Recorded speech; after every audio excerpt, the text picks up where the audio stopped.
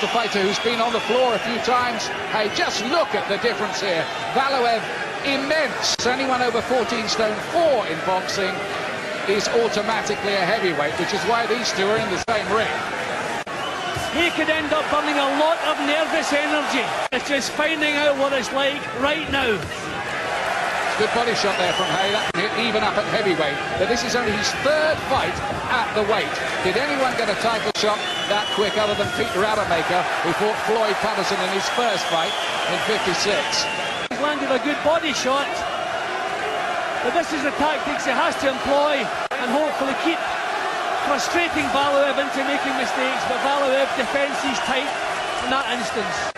Because he really can't afford to just stand there mixing it. He'll reckon, I think, at some point, he'll leap in with one of those hooks, and he's hoping he'll get Valuev going for the first time in the Russian's career. He does generally have a gunslinger's mentality, David Haye, when he's in there, and I wonder if at some point the switch will move over.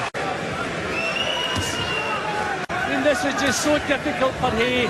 Just come up for the cruiser. Oh, beautiful right hand! Oh, terrific shot there. Valuev shakes his head. The giant just demurred for a moment there. So he's a good 12-round fighter. He doesn't waste too much. There's the right hand again. Left uppercut. Valuev just can't time him. A good right hand again. Glancing blow, but a good punch nevertheless. I think Valuev may feel that his time will come. That's where Haye doesn't want to be. Trapped in the corner by the ropes, and he got out of it very well. Almost like an electric eel from David Haye. But the italics are for so far. There he is, winging away, fast hands with the left hand. The judges, I wouldn't think so. Haye has watched him studiously. They've worked on things. There's 2 punches, 3 punches to the head from Haye. Well, I think the tactics would need to be taking a lot of the steam out of Valuev. Valuev fainting now, upping the pace here. I don't know what his corner are telling him, but really he should be letting punches go and stepping right up close, taking more chances than he's taking. Valuev's won the last couple, but maybe Haye did open up a lead if you were looking at it from one perspective early on. Well, I have Valuev 1 point up at the moment, so Haye's well in that. Haye a point up going into this round, so just goes to show it open to a different interpretation. Valuev again trying to trap him in the corner. His method, so they work good left hook. Another round where he has to work the whole 3 minutes under pressure.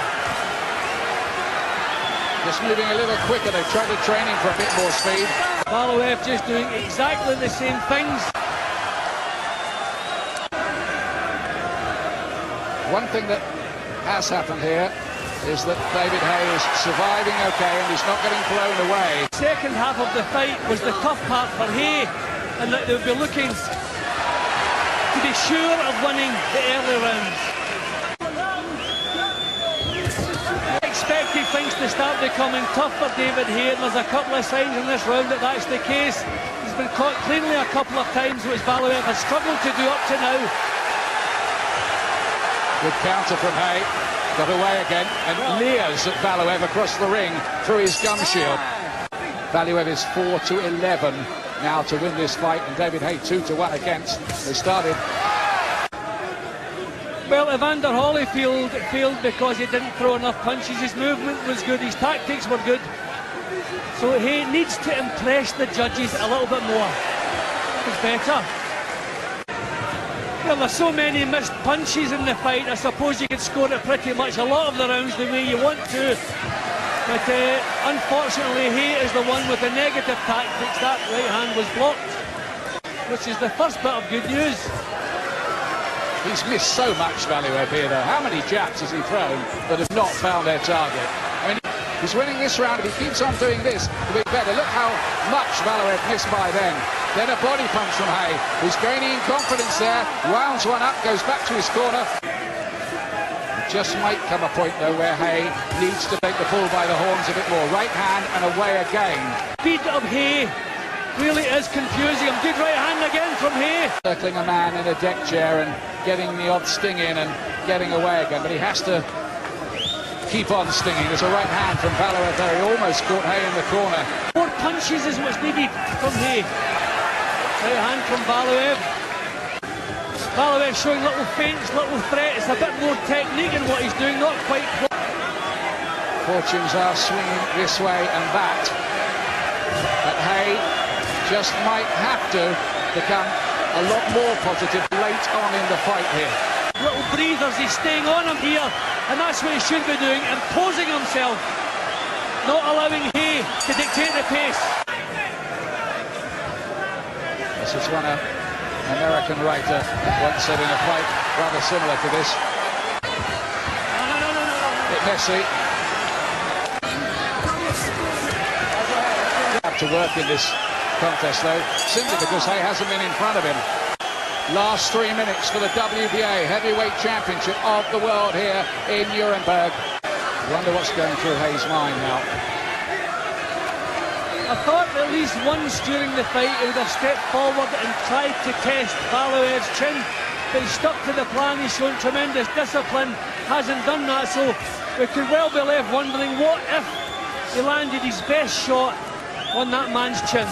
In his 16-year pro career, there was no point trying to knock him out. The only way was to try to beat him on points with speed tactics. Whether those tactics have been carried out effectively enough, of course, is the big question. Good right hand from Haye there. He's fell forward.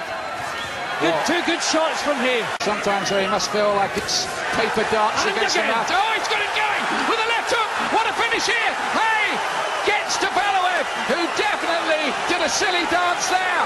He nearly took down the giant. And another big left hand from Haye and a right hand too. Here you go. Ladies and gentlemen, we go to the scorecards.